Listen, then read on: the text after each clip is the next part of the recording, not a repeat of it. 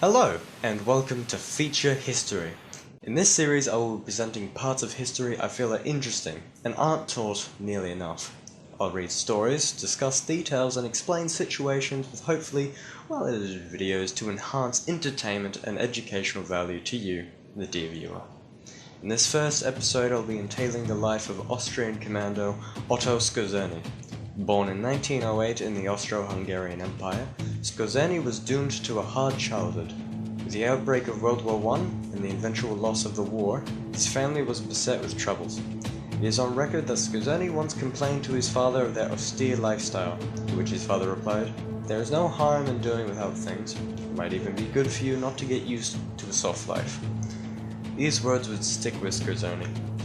In his youth, he also took up fencing, and in one of his personal duels was smitten and left with his signatory scar. Skorzeny later claimed the knowledge of pain he learnt in fencing taught him to not be afraid in combat. Skorzeny was also an early supporter of the Nazi Party, and in 1931 joined the Austrian Nazi Party and played a small part in the Anschluss, the peaceful annexation of Austria into the Third Reich.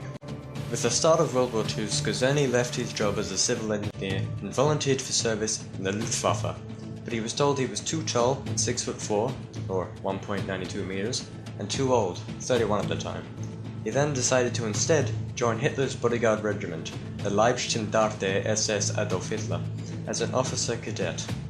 He served in France, Belgium, the Balkans, and the Eastern Front, where he achieved distinction and rose through the ranks. While serving on the Eastern Front, though, Skorzeny was struck in the back of the head by shrapnel from an explosive. He refused any kind of extensive first aid and rejoined his unit as soon as possible. A few hours later, though, his health deteriorated and he was hospitalized. It was here he was awarded his first Iron Cross, and while wounded in Berlin, invested himself in studying unconventional warfare and guerrilla tactics. He forwarded these ideas to high command. Skorzeny's proposals were accepted, and he was appointed commander of the newly created SS Jagdverband 502. It was in this brigade he would accomplish some of his most famous feats. His first operation was to coordinate guerrilla fighters in Iran, but this was largely unsuccessful. After that, in 1943, he carried out Operation Oak, the mission to rescue Benito Mussolini. He was personally selected by Hitler, amongst others, to undertake this mission. Mussolini was being held prisoner in a hotel on the top of a mountain. His liberation was going to be difficult. It would have to be elaborate. An attack plan was formulated by General Kurt Student, Harold Moors, and Skorzeny. Skorzeny and other elite German commandos flew gliders out to the mountaintop. The garrison was bewildered by this sight and failed to react.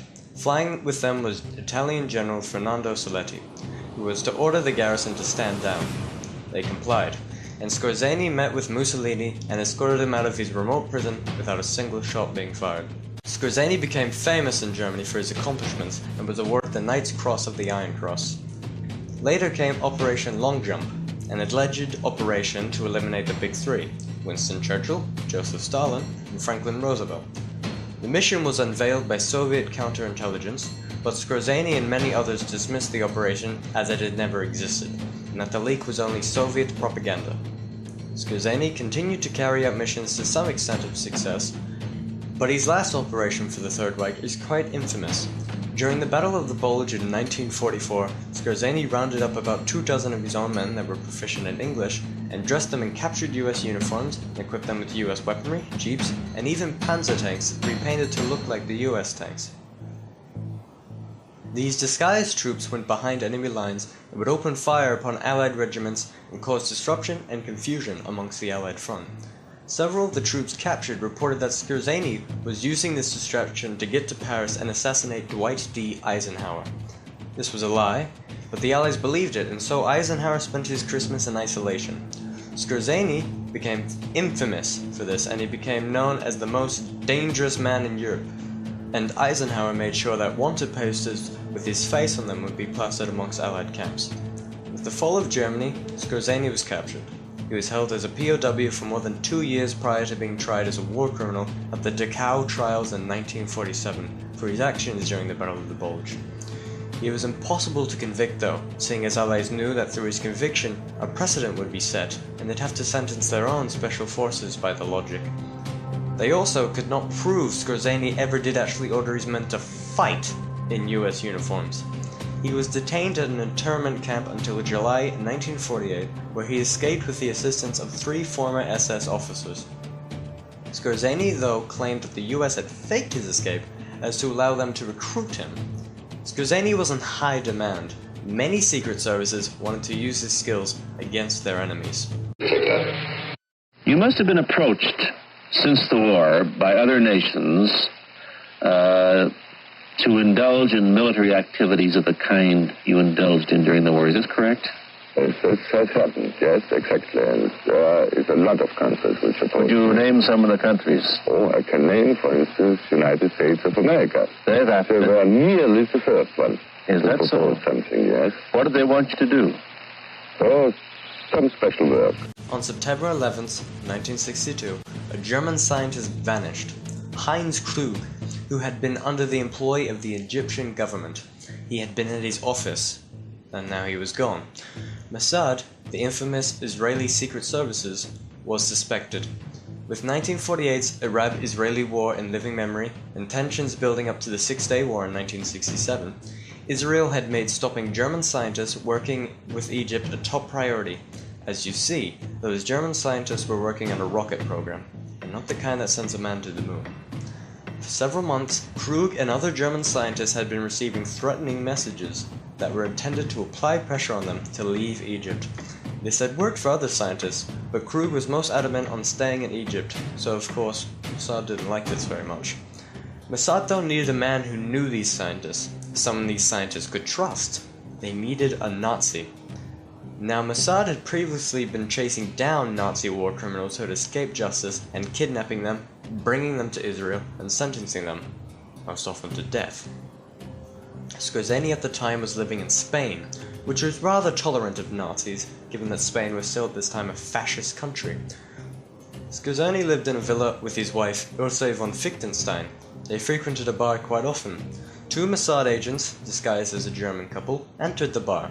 They talked with Skorzeny and his wife, and said they had been robbed earlier in the night.